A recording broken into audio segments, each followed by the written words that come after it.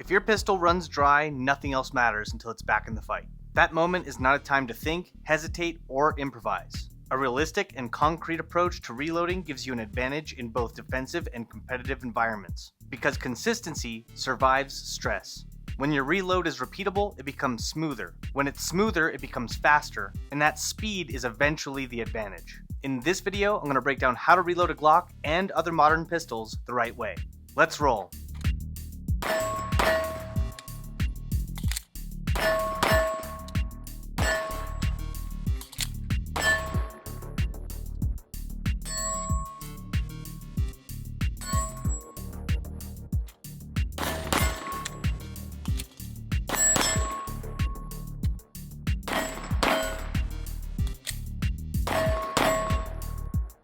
I've set up my kit to produce the same result every time regarding magazine changes. On my battle belt, I run a couple of spare Glock magazines in Rojco mag carriers, which I designed and manufacture myself. And this is the exact setup I've tested and refined over several years. If you want to support the channel and help keep it free of affiliations and paid advertisements, these carriers are available at rojcousa.com and they're currently 50% off. Now back to the technique. No matter where I store a magazine, whether it's on my belt, in my pocket, or elsewhere, I orient the magazine in the same way every time. The top of the magazine goes into the carrier, and the bullet tips face downrange towards the front of my body. If the magazines are stored facing rearward, the system is broken before it even begins. Consistent orientation enables consistent reloads. Make sure the bullet tips and the front face of the magazine always point forward. Now let's get into reloading your firearm. There are a few key steps that hold the reload together. Think of this as a sequence of phases. When each phase is done correctly, the reload becomes consistent, efficient, and fast. Phase 1. Prepare and inspect. At this point, we're aware that no more rounds are coming out of the firearm. The first thing we want to do is rotate the pistol slightly at eye level so that we can see as much of the firearm as possible. This position allows us to inspect the firearm without pulling it towards our chest or the waist, which is where most people lose situational awareness in both defensive and competitive environments. With the pistol still in our line of sight, we can continue to scan movement in the threat or target area, gather additional information, and adjust our timing and body position as the situation changes. During this quick inspection, we're answering a few questions. Is the slide locked to the rear? Is there a malfunction? And is the firearm in working condition to the best of our ability to tell? Once we've confirmed that a reload is what's required to get the gun back in the fight, we move immediately into the magazine change. This is when our support hand begins to drop to retrieve a magazine. Phase 2, magazine grip. When we go to grab the magazine from its carrier or pocket, we want to grip it the same way every time.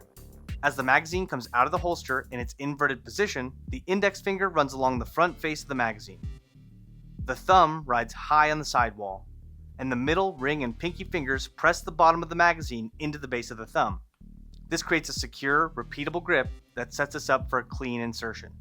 Phase 3, exit and entry. Once we have control of the new magazine, we hit the magazine release on the firearm. If the pistol has stayed upright in front of our eyes as it should, the empty magazine should fall free under gravity. The only time you should need to assist this is if the magazine is swollen, dirty, or the magwell is fouled. That's the one appropriate time for a John Wick wrist flick. But just don't make it a habit. It costs time and it's an easy way to lose your magazines. As the empty magazine exits the firearm, your index finger guides the new magazine into the magwell. When your index finger finally connects to the bottom of the magwell, that's your tactile cue that the magazine is aligned and ready to be seated.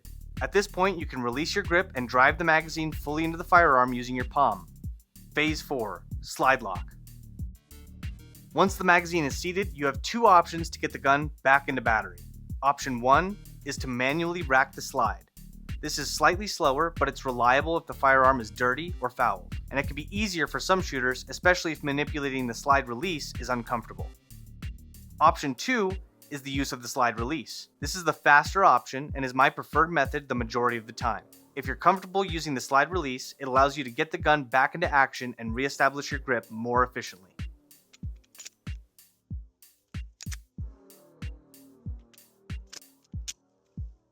As you start to become familiar with these 4 phases, here are some extra considerations for speeding up your reloads over time.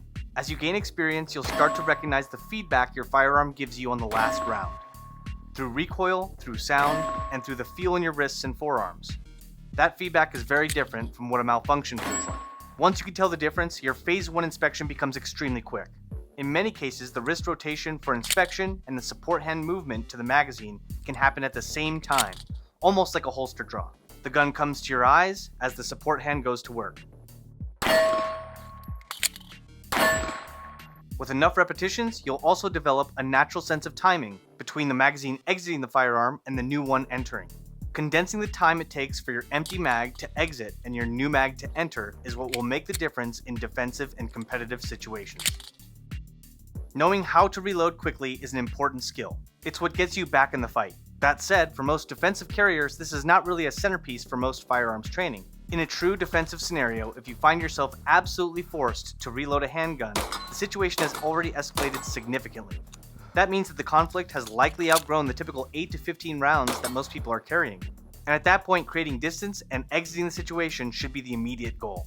The reality of defensive firearm use is that most encounters are short and chaotic. In many cases, only a few rounds are fired, and reloads are extremely uncommon.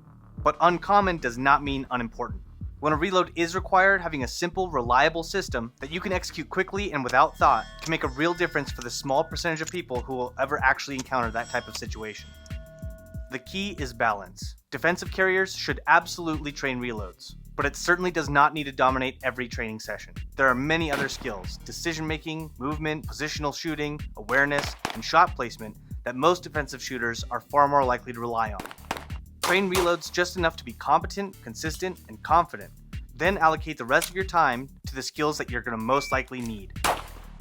Keep that in mind when prioritizing how and why you train. I hope you learned something of value in this video today. If you did, please leave a like and subscribe. And as always, if you have any questions, go ahead and drop them down in the comment section below. I'll be sure to take a look at them.